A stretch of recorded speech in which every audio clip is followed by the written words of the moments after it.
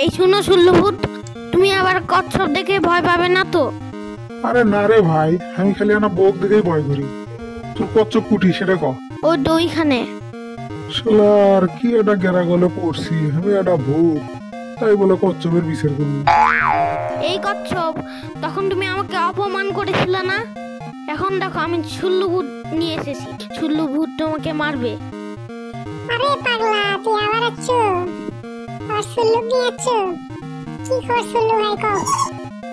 না রে ভাই, কচ্ছপ তেমন কোনো বিষয় না। তুই মনে হয় একই বেন কুসু, শহরের চেহারা তো মাইন্ড করছে।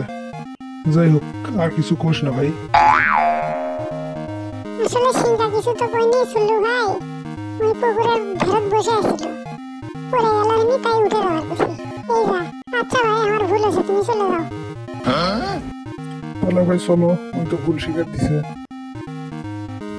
কপাল খারাপ হলে যা হয় রে, ভূত হয়ে কচ্ছপের বিচার করি।